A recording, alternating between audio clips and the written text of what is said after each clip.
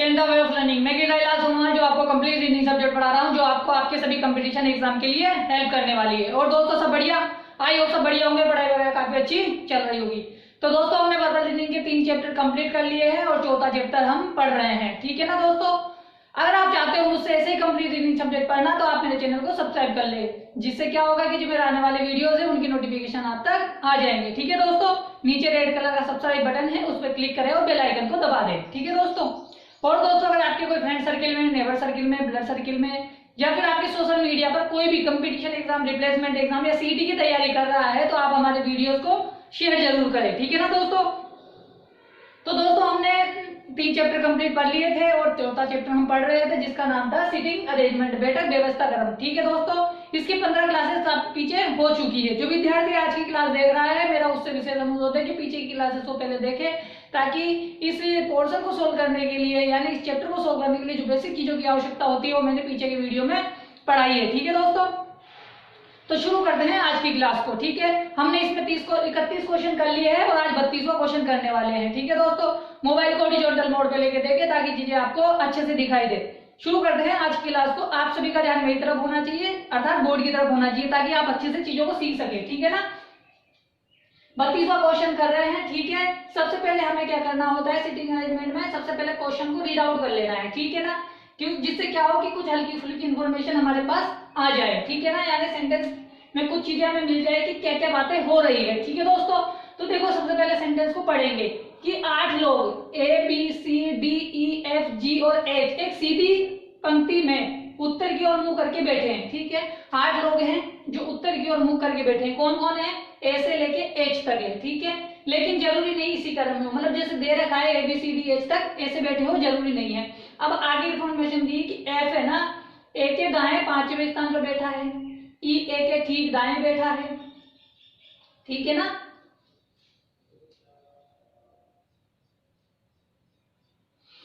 ठीक है।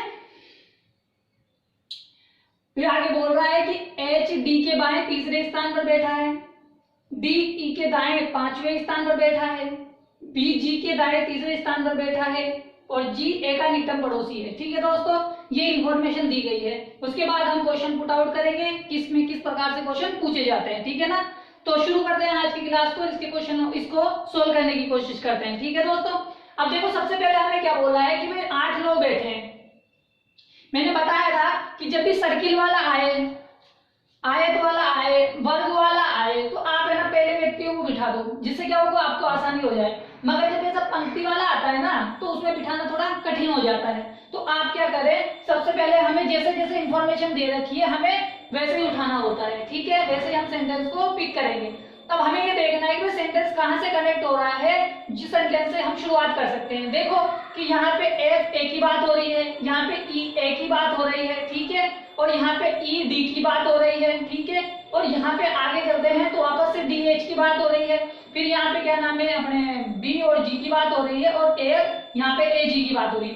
तो यानी जब हम शुरू में देखते हैं हमारे पास A और A है तो हम सेंटेंस को यहीं से उठा सकते हैं, क्योंकि चीजें यहीं से कनेक्ट होती हुई जा रही है। तो हमें क्या करना है, सबसे पहले क्या करना है भाई, हमारा मुंह की तरह उत्तर दिशा की ओर है, ठीक है, यानी नॉर्थ साइड है, ठीक है दोस्तों, ठीक है। नॉर्थ साइड हमारा मुंह है। तो नॉर्थ साइड मुंह है तो इसका मतलब ये हो कि हमारा लेफ्ट सामने वाले का लेफ्ट है, हमारा राइट सामने वाले का राइट है, ठीक है ना। ये बात हमेशा ध्यान रखना, ठीक है। अब देखो F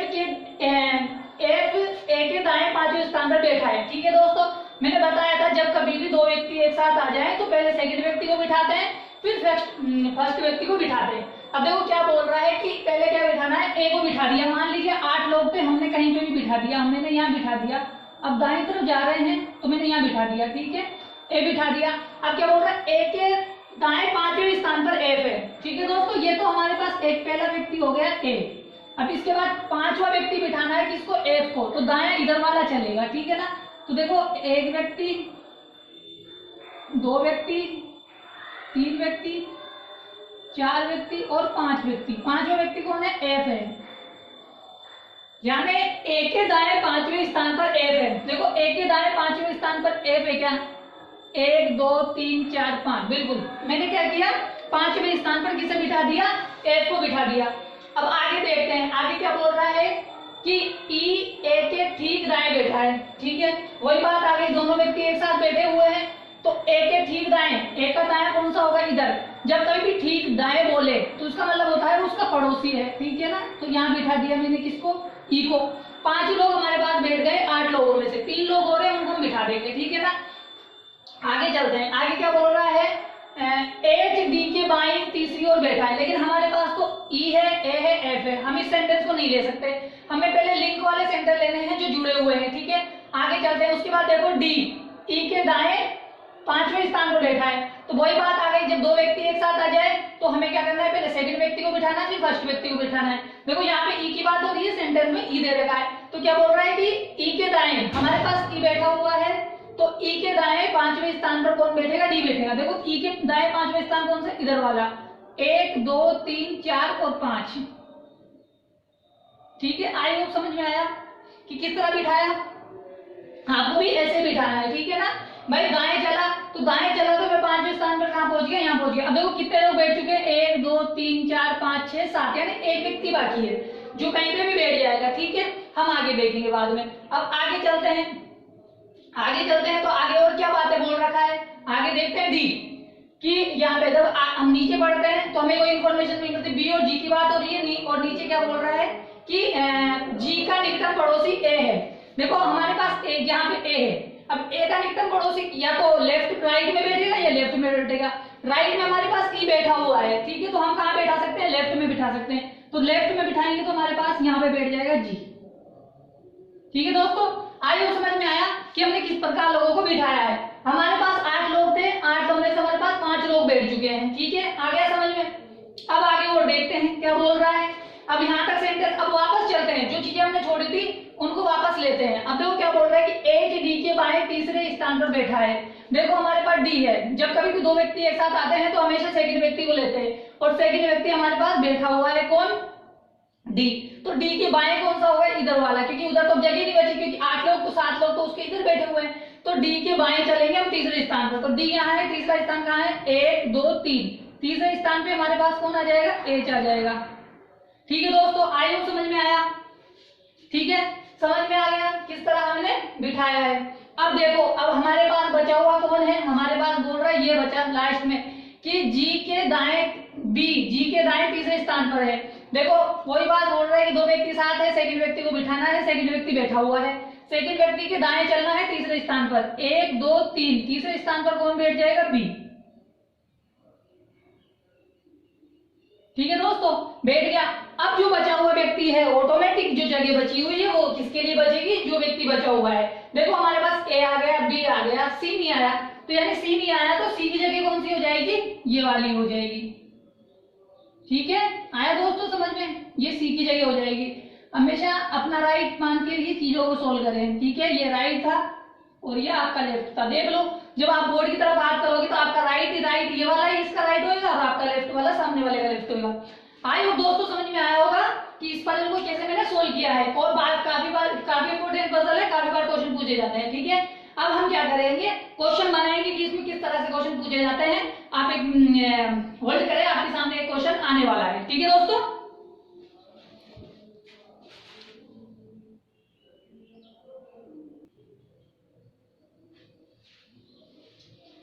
ठीक है दोस्तों, तो क्वेश्चन आपके सामने है, ठीक है। बताइए कि निम्नलिखित में से सी के संदर्भ में ई का क्या स्थान है। बताइए कि हमारे ये पूछा गया है कि सी के संबंध में यानी संदर्भ में ई का स्थान क्या है।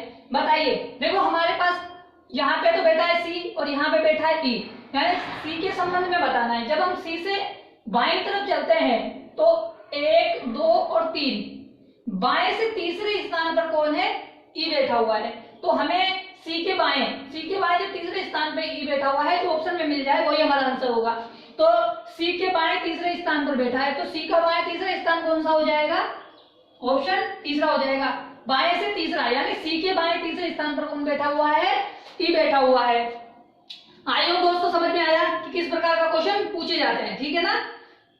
तो आप इसका स्क्रीनशॉट ले लो, फिर अपन आगे वाला क्वेश्चन करते हैं, ठीक है ना। आप स्क्रीनशॉट ले लो।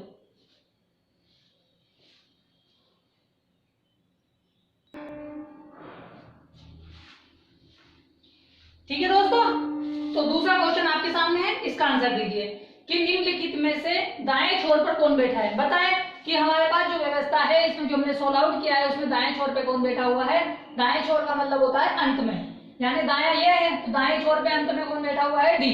यानी जो हमारा ऑप्शन, हमारा जो आंसर हो जाएगा कौन सा हो जाएगा, 4 वाला हमारा आंसर हो जाएगा। ठीक है, आई होप समझ में आया कि किस प्रकार से क्वेश्चन पूछे जाते हैं। ठीक है ना, आप स्क्रीनशॉट ले लें, फिर आगे वाला क्वेश्चन करते हैं।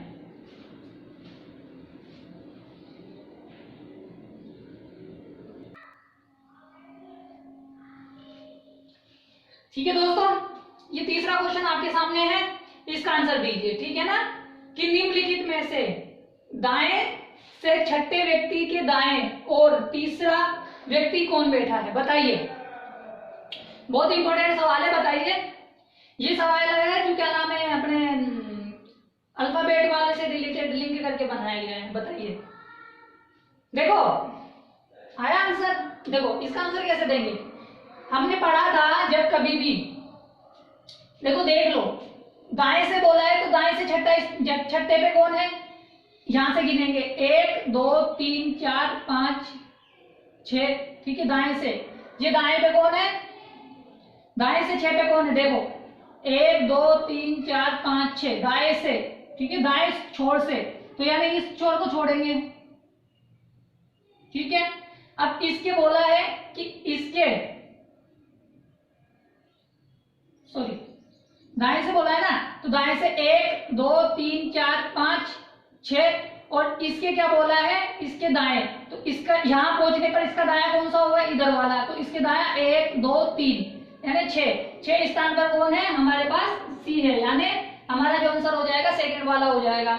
समझ में आया, नहीं समझ में आया तो एक और तरीका है, 6 में से 3 को माइनस कर दो।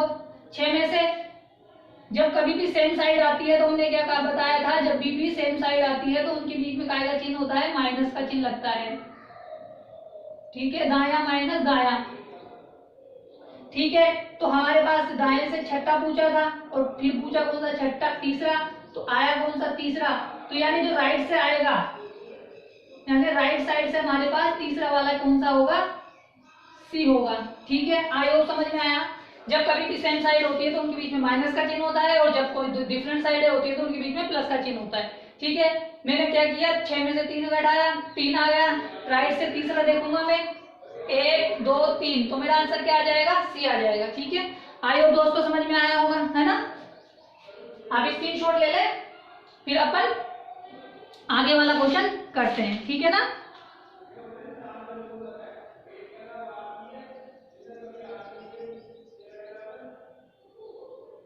ठीक है, आप स्क्रीनशॉट ले ले, फिर अपन आगे वाला क्वेश्चन करते हैं। ठीक है ना, आप स्क्रीनशॉट ले ले।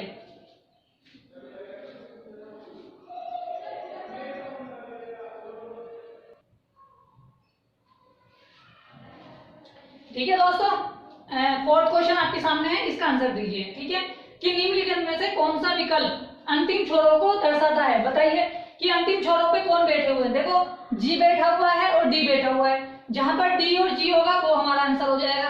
देखो यहाँ पे जी और डी यहाँ दे रखा है सेकंड वाला, तो हमारा आंसर कौन सा हो जाएगा, सेकंड वाला हो जाएगा। ठीक है दोस्तों, आई होप समझ में आया, कौन सा आंसर हमारा होगा, सेकंड वाला होगा। ठीक है, स्क्रीनशॉट ले ले, आगे वाला क्वेश्चन करते हैं। ठीक है ना, आप स्क्रीनशॉट ले लो।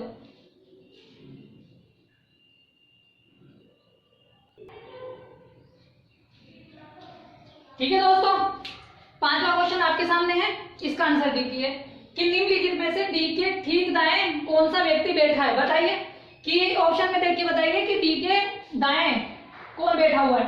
देखो डी कहाँ बैठा है, यहाँ बैठा हुआ है, तो डी का दाया कौन सा होगा, इधर वाला होगा। तो जब डी के दाएं इधर हम आते हैं तो इधर तो कोई नहीं बैठा हुआ है, जबकि उसके लेफ्ट में तो एफ बैठा हुआ है, तो यानी डी के दाएं कोई नहीं बैठा हुआ है। जो हमारा आंसर होगा कौन सा होगा, 4 होगा, यानी कोई नहीं, डी के दाएं कोई नहीं बैठा हुआ है। ठीक है, तो आंसर कौन सा हो जाएगा, फोर्थ वाला हो जाएगा। ठीक है, आयो समझ में आया, समझ में आया कि किस प्रकार के क्वेश्चन पूछे जाते हैं। ठीक है ना, स्क्रीनशॉट ले ले, फिर आगे वाला क्वेश्चन करते हैं। ठीक है ना, स्क्रीनशॉट ले लो।